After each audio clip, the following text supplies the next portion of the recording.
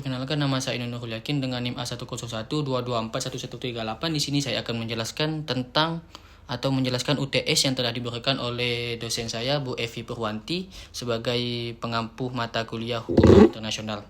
Yang pertama adalah perkembangan hukum internasional terkait dengan delimitasi perbatasan maritim yang belum selesai.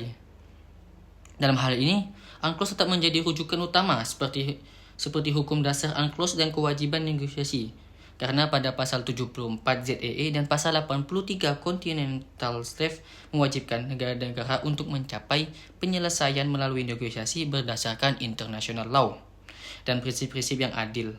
Dan UNCLOS menegaskan sebelum adanya perjanjian final, negara harus menahan tindakan yang dapat membahayakan dan menghambat tercapainya kesepakatan. Mungkin saya bisa mengambil contoh terhadap kasus Cina Selatan dan Filipina, yang dimana Cina menolak klaim historis luas atau biasa disebut dengan nameless land sebagai dasar untuk hak maritim yang melebihi ketentuan UNCLOS. Putus ini memperkuat bahwa hak maritim berasal dari ketentuan UNCLOS dan bukan hanya klaim secara semata, namun implementasi politik dan praktik sering terjadinya penolakan. Putusan PCA mendukung posisi Filipina karena banyak klaim, tetapi Cina menolak keputusan tersebut dan tetap mempertahankan kegiatan pengelolaan dan penegakan di laut tersebut. PCA adalah Permanent Court of Arbitration atau Mahkamah Arbitrase Permanen. PCA adalah organisasi antar pemerintah yang menyediakan forum untuk penyelesaian sengketa internasional melalui arbitrase, konsiliasi, dan cara damai lainnya antar negara, organisasi internasional, dan pihak swasta. Yang kedua adalah kondisi maritim Indonesia yang belum selesai dengan negara tetangga. Dalam hal ini saya mengambil contoh persoalan antara 3 poin antara Timor Leste, Indonesia, dan Australia. Batas maritim antara Indonesia dan Timor Leste belum final dan menjadi topik pembicaraan sejak kemerdekaan Timor Leste. Lokasi yang sama berkaitan juga dengan perjanjian antara Timor Leste dan Australia, perjanjian batas Timor Sea 2018, dan masalah Greater Sunrise sebelumnya. Indonesia dan Timor Leste telah memulai merencanakan putaran negosiasi resmi, pertemuan teknis atau negosiasi intensif dilakukan terus berlangsung pada 2024 sampai 2025. Proses ini memerlukan koordinasi ketat karena adanya titik 3 point yang melibatkan Australia, serta lapangan hidrokarbon yang bernilai tinggi. Sedangkan untuk permasalahan antara Australia dan Timor Leste, yaitu masalah perjanjian dan pembagian hasil, yang dimana Timor Leste merasa dirugikan karena dalam hal ini di wilayah Timor Leste sendiri, Timor Leste mendapatkan bagian 80% dan Australia mendapatkan bagian 20%. Dalam hal ini Timor Leste tidak terima karena baginya migas adalah 90% pendapatan negaranya. Dengan diberikannya 20% kepada Australia, Timor Leste merasa dirugikan. Yang ketiga adalah analisis apakah ketentuan UNCLOS 1982 sudah cukup melindungi kepentingan Indonesia sebagai negara kepulauan? Apa tantangan kontemporer yang masih harus dihadapi? Jawaban saya adalah sudah cukup. Mungkin sudah cukup karena pada ketentuan UNCLOS pada pasal 46 UNCLOS, negara kepulauan adalah negara yang sepenuhnya terdiri dari satu atau lebih kepulauan dan mencakup pulau-pulau lainnya. Pada artinya Indonesia diakui negara kepulauan, bukan negara kontinental yang punya banyak pulau-pulau. Dan pada pasal 49 UNCLOS, Indonesia sebagai negara kepulauan memiliki beberapa hak seperti perairan kepulauan, ruang udara di atasnya, dasar laut tanah di bawahnya, serta sumber daya alam di dalamnya. Memang kedaulatan ini tidak bersifat mutlak karena ada kewajiban memberi akses bagi para pelayar internasional. dengan tujuan tertentu, karena pada pasal 52 kapal asing boleh melakukan lintas damai atau yang biasa kita sebut dengan in-ocean passage di perairan kepulauan. Dan kita juga diuntungkan pada pasal 53 di mana kita bisa menentukan jalur mana saja yang boleh dilalui pelayar internasional. Tantangan yang harus dihadapi adalah keamanan di setiap perbatasan laut di Indonesia. Harus diperketat karena masih banyak sekali kapal asing yang mengambil sumber daya laut di Indonesia, terutama di Laut Natuna, dengan cara yang ilegal. Dan masih banyak penyelundupan narkoba yang biasa dilakukan karena luasnya wilayah laut di Indonesia dan kurangnya pengawasan. Dan untuk pertanyaan pertama, apa perbedaan mendasar antara perairan pedalaman, laut teritorial, dan perairan kepulauan menurut UNCLOS 1982? Perairan kepulauan atau yang biasa kita dengar dengan internal waters. Internal water terletak di sisi darat garis pangkal seperti teluk, muara, dan danau. Kedaulatan penuh seperti daratan. Tidak ada hak lintas damai bagi kapal asing.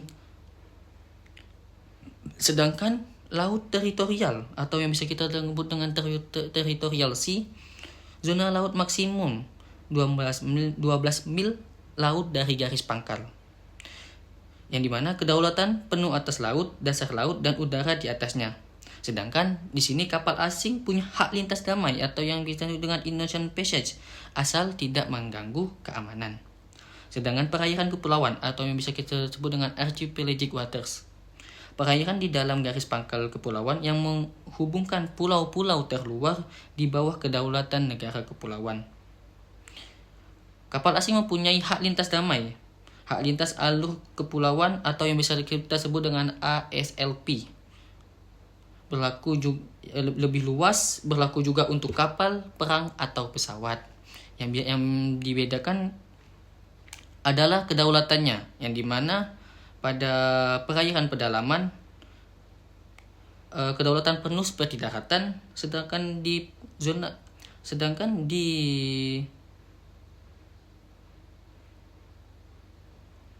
laut teritorial pelayar internasional bisa melewati asal tidak mengganggu keamanan. Dan yang terakhir adalah mengapa konsep negara kepulauan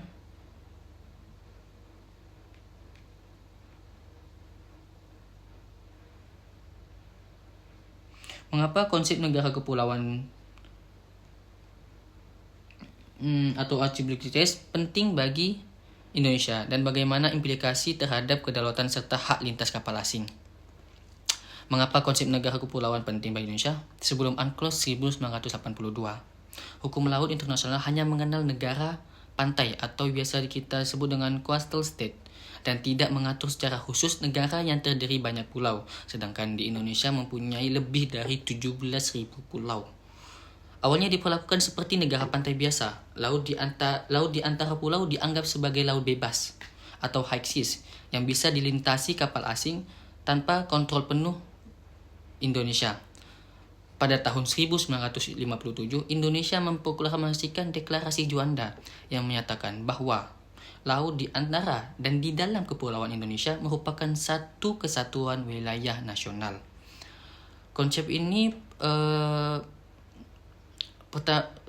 awalnya mendapatkan penolakan oleh negara maritim besar seperti Amerika dan lain-lain. Tetapi akhirnya diakui dalam UNCLOS 1982 pasal 46 sampai 54. Yang dimana maka dari itu menyatakan darat dan laut sebagai satu kesatuan wilayah NKRI sesuai dengan prinsip wawasan Nusantara, menegaskan kedaulatan Indonesia atas perairan di antara pulau-pulau yang sebelumnya rawan dianggap laut bebas. Memperkuat klaim Indonesia sebagai negara maritim terbesar yang sah secara internasional. Implikasi terhadap kedaulatan dengan status apodiktis. Indonesia berdaulat penuh atas perairan kepulauan.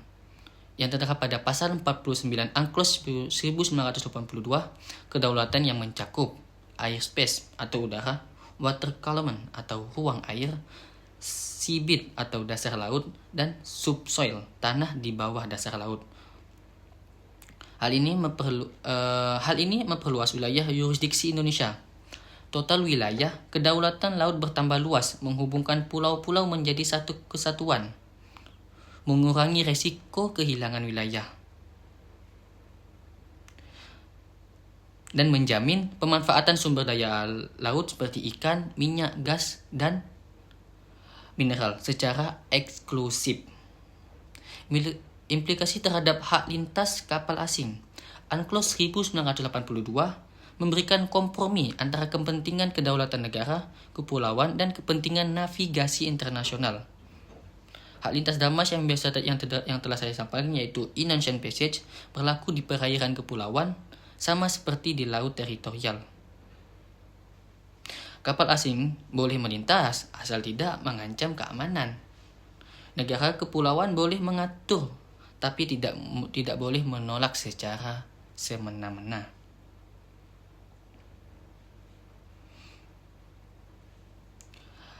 Pasal 53, hak khusus bagi kapal asing untuk melintas terus-menerus, cepat, dan tidak terhambat melalui alur laut yang ditetapkan. Pada dasarnya, konsep negara kepulauan memastikan kesatuan wilayah Nusantara, memperkuat kedaulatan, dan melindungi sumber daya laut. Indonesia punya kedaulatan penuh atas perairan kepulauan, tetapi harus memberi ruang navigasi untuk pelayar internasional lewat hak lintas damai dan hak lintas alur laut kepulauan. Yang referensi ini saya dapatkan dari Unclos 1982, khususnya pada pasal 46-54 Deklarasi Juanda 1957, Hazim Jalal Indonesia and the Law of the Sea 1995, Tommy Haji Purwaka, Hukum Laut Internasional dan Kepentingan Nasional Indonesia, Raja Wali 2013, Mukhtar Kusuma Atmaja, Bunga Rampai Hukum Laut, Bandung 2003.